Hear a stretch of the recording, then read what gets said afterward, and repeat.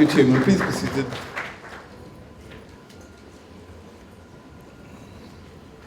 I'm Chairman of the Food for the Poor organization, Chief Executive Officer. Ladies and gentlemen,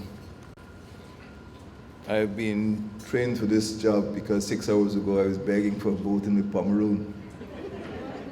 So this week I've gotten 2 school boats, one in the Demerara River, one in the Pomeroon River. So I'm accustomed to this sort of thing, Paul. It is written in the Holy Bible, "He that oppresseth the poor reproacheth his Maker, but he that honoreth him hath mercy on the poor." Food for the Poor, an international organization committed to serving the poor, has honored the name of God through its good works. It has blessed the poor through its charitable outreach. Food for the Poor has become the leading charity in Guyana since its establishment here 24 years ago in 1991. Its services span persons of every race and religion. Its goods reach the poor in every corner of our country. It is a household word. There must be few Guyanese whose lives have not been touched, either directly or indirectly, by Food for the Poor. I applaud the incredible industrial scale assistance that Food for the Poor has rendered to the poor and needy. I marvel at its capacity to solicit and receive extraordinary quantities of food, medicines, and equipment for distribution to the poor. Is there any activity in which it is not involved? Food for the Poor is in agriculture, in boats, rivaling me, of course, in Akawini. It's in cassava mills, in clinics, in community centers, in computers, housing, livestock, sanitation, sawmills, sewing machines, water projects. What an organization. Food for the Poor has helped countless persons in our country. It has built thousands of homes for poor families. It has helped those who help the poor. It has helped organizations, sporting clubs, community organizations, even public institutions. My government is committed to the objective of eradicating extreme poverty from our country within the next 5 years, when you will get a chance to vote again. It is a bold and ambitious goal, but it is necessary duty if we are to reclaim our human dignity, if we are to reclaim our self-esteem and self-respect, and if this country is to be developed. We cannot speak of a society that upholds human dignity when so many of our brothers and sisters subsist on an income that is insufficient to provide for their daily meals. Respect for human dignity requires a level of concern, a level of commitment, and a call to action in eradicating extreme poverty from our society. Food for the Poor attempts to do just that. But it has gone beyond providing handouts. It has helped to empower individuals. It has assisted persons to earn their incomes by providing equipment to help people to help themselves. It has also been engaged in income-generating projects in communities, helping groups of persons with their economic enterprises. Food for the Poor, in these ways, has weaned many off of dependency and elevated their lives from poverty to self-sufficiency. This organization has been a godsend. It has allowed hundreds of Guyanese to escape the clutches of poverty. It has offered comfort and relief to thousands of our country, both men and women. Without the assistance provided by Food for the Poor, destitution would be even more widespread. The task of eradicating poverty from our country must now be approached with greater zeal. And that brings us to the reason why we're here tonight. We're all deeply saddened and pained today by the indifference that is often shown towards the poor. People do not choose to be poor. The majority of Guyanese are consigned to a life of deprivation, either because of the structure of society, which inhibits opportunities, or because of unfortunate circumstances of birth. This is what they call hereditary poverty. Many poor people are poor because they're the children of poor people, and their children too will be poor. That's what they call hereditary poverty.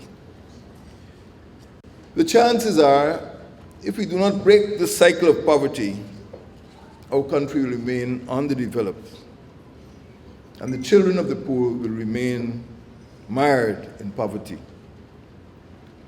The poor are not necessarily lazy or worthless. They have no less dignity than the rich. They are therefore worthy of opportunities to improve their circumstances and their station in life. Food for the Poor attempts to break the iron cycle of poverty by opening windows of opportunity, giving people a hand up instead of a handout.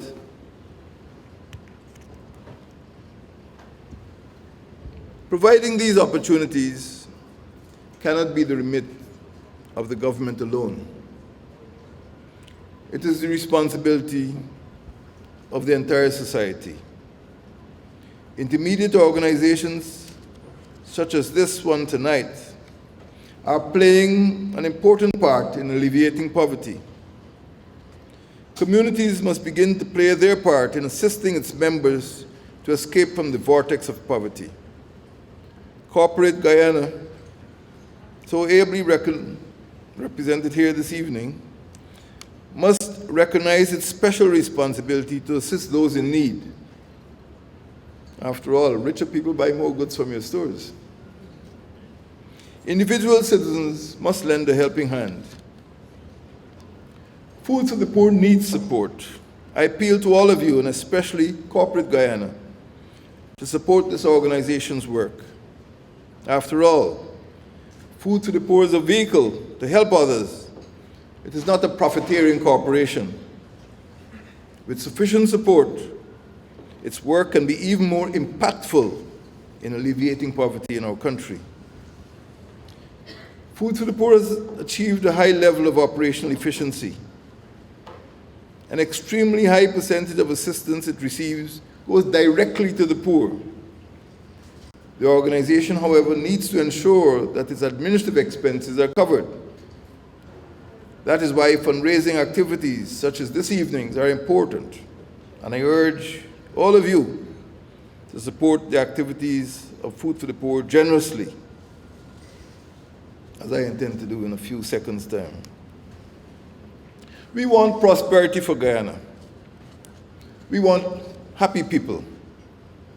We assure you that government is prepared to play its part. I visited the organization's premises in Rhine Belt a few weeks ago. It has now outgrown that facility. There is need for a new and bigger location since its work has expanded exponentially over the last 24 years. Food for the Poor has been a pillar of support for Guyanese, particularly the downtrodden and the less fortunate. I particularly wish to salute the efforts of the chairman, Mr. Paul Chanasu, and its general manager, Mr. Kent Vincent, its hard-working staff, who I met personally, and of course, its board of directors. It seems to be that Guyana's poverty rate would have been much higher were it not for the efforts of this organization. I therefore would like to express my appreciation for the outstanding charitable work that it has undertaken. On behalf of the countless persons who have benefited from your generosity, I commit, on behalf of the government of Guyana, 3 simple things. First, this government will provide 2 hectares of land free of cost for the construction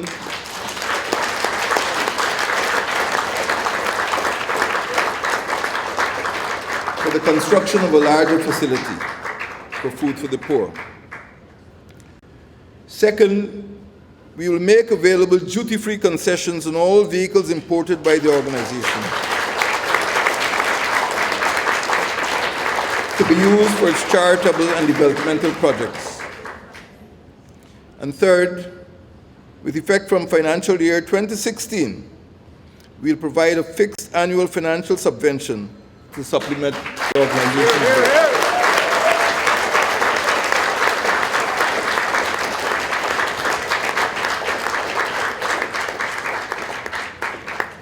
Mother Teresa once said, "We ourselves feel that what we are doing is just a drop in the ocean, but the ocean will be less because of that missing drop." So tonight, however little you give, I urge you to give that little. Give your drop to fill the ocean of need. Drop by drop, child by child, household by household, neighborhood by neighborhood, region by region, let us work together with this worthy organization, Food for the Poor, to provide a good life for all Guyanese. I thank you.